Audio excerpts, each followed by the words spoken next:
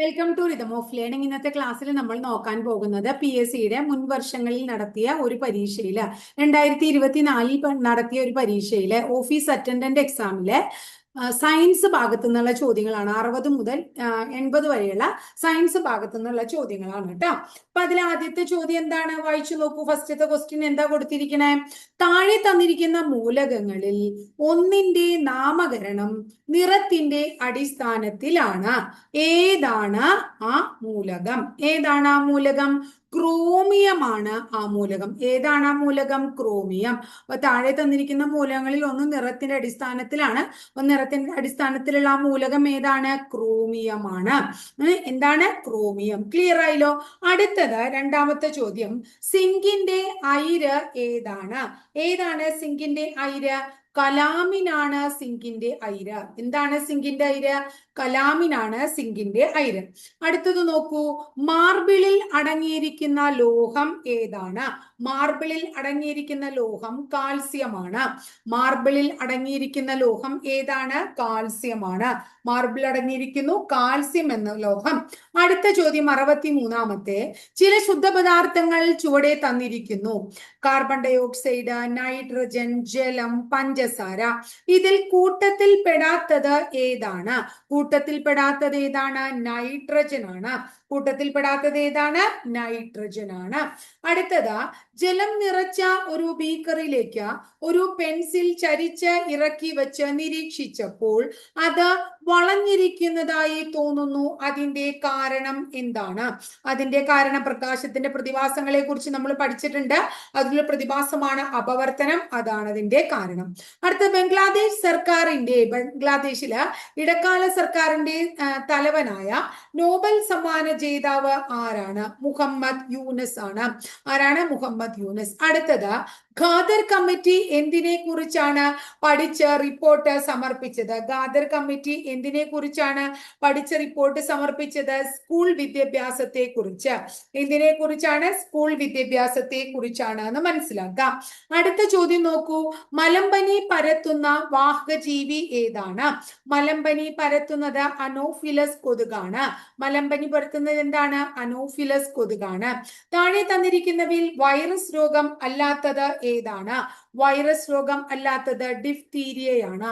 Virus രോഗം ബാക്കിയുള്ള hepatitis, polio, chicken ഗുനിയ ഒക്കെ വൈറസ് രോഗങ്ങളാണ് കേട്ടോ. അടുത്ത ചോദ്യം, എയ്ഡ്സുമായി ബന്ധപ്പെട്ട ശരിയായ പ്രസ്താവനകൾ ഏതാണ്?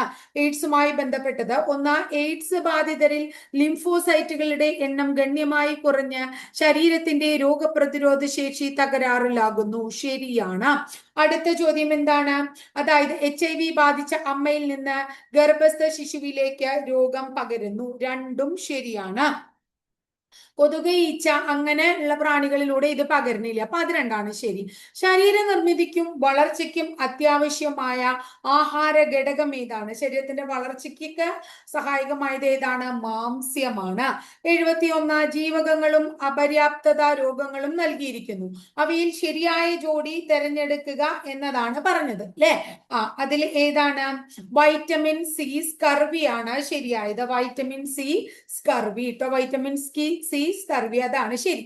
2024-ലെ ലോകാരോഗ്യ ദിന പ്രമേയം എന്താണ്? എന്റെ ആരോഗ്യം എന്റെ അവകാശം. എന്റെ ആരോഗ്യം എന്റെ അവകാശം എന്നതാണ് അല്ലെ? ഇനി അടുത്തത് നോക്കാം.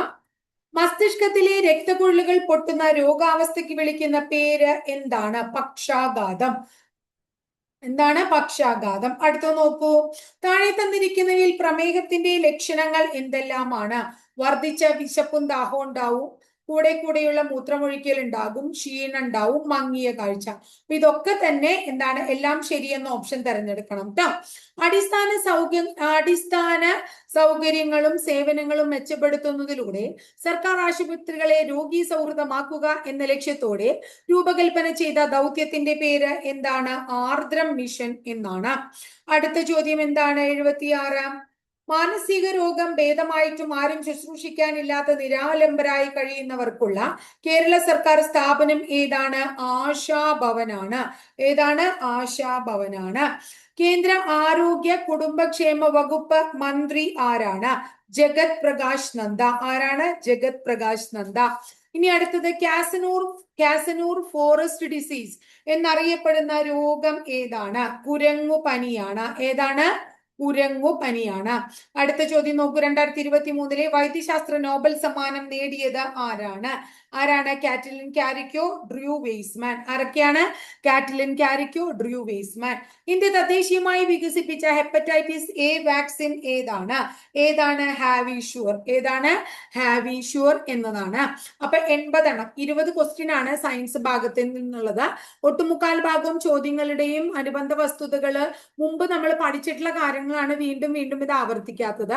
വളരെ ഇമ്പോർട്ടന്റ് ആണ്. കൃത്യമായിട്ട് പഠിച്ചു മുന്നോട്ട് പോവാട്ടോ. ഇത്രയേ ഉള്ളൂ ഇന്നത്തെ ക്ലാസ്.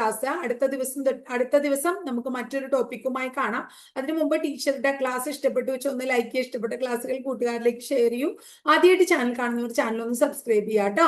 അതുപോലെ ആ ബെല്ലൈക്കൺ കൂടി ഒന്ന് എനേബിൾ ചെയ്താൽ ടീച്ചർ ഓരോ ദിവസം അപ്ലോഡ് ചെയ്യുന്ന വീഡിയോസ് കൃത്യമായിട്ട് നോട്ടിഫിക്കേഷൻ ആയിട്ട് ലഭിക്കുകയും ചെയ്യും.